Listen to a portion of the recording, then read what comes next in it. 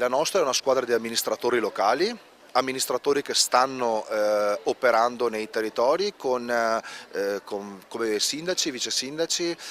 La mia esperienza di vice sindaco del comune di Campodoro, ma anche di consigliere delegato in provincia, mi porta ad essere certo che quello che prometto farò, perché sono abituato nella mia quotidianità che ho i cittadini che mi vengono a tirare la giacchetta ogni giorno e sono abituato a risolvere quotidianamente le esigenze e i problemi delle persone. Dar voce ai territori. Questo l'obiettivo di Noi con l'Italia UDC, la cosiddetta quarta gamba del centrodestra. E per farlo ha scelto di candidare alla Camera nel listino plurinominale 4 amministratori locali.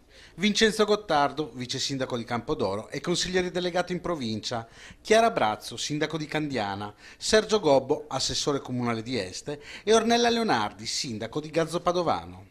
Un impegno con il territorio che i candidati hanno voluto confermare sottoscrivendo l'appello lanciato dalla nostra emittente per portare le istanze dell'autonomia del Veneto anche a Roma, come conferma il senatore uscente Antonio De Poli. Prioritario che noi abbiamo è quello dell'autonomia. Milioni di veneti sono andati a votare, hanno dato un'indicazione al nostro Presidente Zaia e noi con il Presidente Zaia faremo la battaglia per raggiungere quell'autonomia che i cittadini hanno chiesto.